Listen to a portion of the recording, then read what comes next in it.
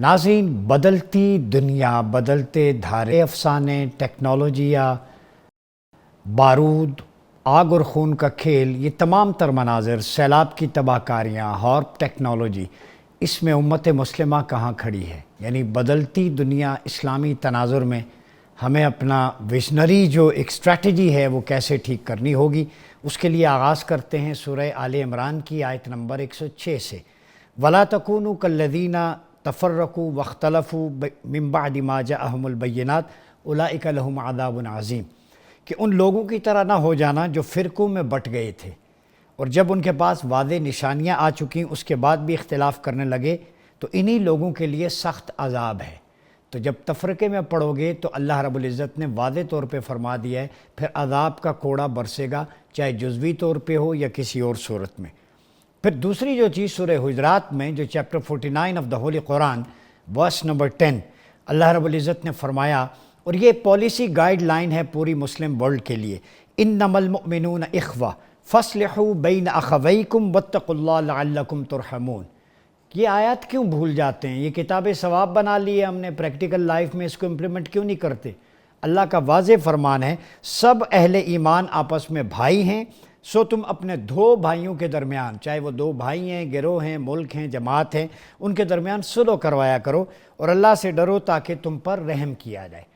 تیسری جو چیز ہم لیک کر رہے ہیں وہ حدیث نبویہ کی روشنی میں، اس پر میں ایک ریفرنس دے دیتا ہوں۔ بخاری کتاب الفتن میں باب کیف الامر اذا لم تکن جماعہ، امام بخاری نے یہ حدیث لائے ہیں کہ آقا علیہ الصلوۃ والسلام نے فرمایا تلزم جماعت المسلمین، کہ مسلمانوں کی جماعت کے ساتھ جڑے رہو، تم پر واجب ہے کہ اکثریت میں، اجتماعیت میں رہو۔ جو ہم بات کرتے ہیں نیشن سٹیٹ سے نکل کر خلافہ علی منہاج النبوہ میں بقا ہے، وہ یہ حدیث ہمیں 1400 سال پہلے بتا گئی۔ پھر فرمایا علیکم بالجماع و ایاکم والفرقہ، کہ تم پر جماعت کے ساتھ، اجتماعیت میں امت کی حیثیت سے رہنا واجب ہے اور تفرقہ بازی سے بچو، اجتماعیت کا ساتھ دو۔ فَإِنَّ الشَّيْطَانَ مَعَ الْوَاحِدِ وَهُوَ مِنَ الْإِثْنَيْنِ أُبْعُدْ، شیطان ہمیشہ ایک پہ حملہ آور ہوتا ہے، اکیلے پہ، اور جب دو ہوں، زیادہ ہوں، کثیر تعداد میں ہوں تو وہ ان سے دور بھاگتا ہے۔ آج دنیاوی شیطان ایک ایک کر کے مسلمان ممالک پر حملہ آور ہو رہے ہیں۔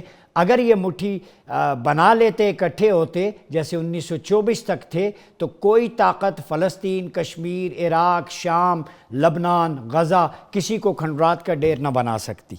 ٹھیک ہے، تو یہ میں نے آپ کے سامنے کچھ چیزیں رکھی ہیں، ان کی روشنی میں ہم جاننا چاہیں گے کہ نئی عالمی صف بندیاں، ایک طرف چائنا ہے، رشیا ہے، ایشیا پیسیفک بڑا امپورٹنٹ ہے، پاکستان کی لوکیشن اس میں، اور دوسری طرف جو ہے وہ نتن یاہو اور اس کے ہواری پھن پھیلائے بیٹھے ہیں، کبھی غزہ کو ترنوالا سمجھ لیتے ہیں، کبھی سیریا کو، کبھی قطر میں جو ہے وہ حماس کے رہنماؤں کو نشانہ بنایا جاتا ہے۔ یہ کیا ہو رہا ہے اور عالم اسلام میں اس کے لیے کیا لیسنز ہیں؟ ان سب ایشوز پہ بات کرنے کے لیے جن مہمانوں نے ہمیں جوائن کیا ہے، ہمارے ساتھ اسٹوڈیو میں موجود ہیں ڈاکٹر عبدالبصیر قاضی، جو ماہر تعلیم بھی ہیں، اسلامک اسکالر بھی ہیں، بہت شکریہ ڈاکٹر صاحب آپ کی آمد کا۔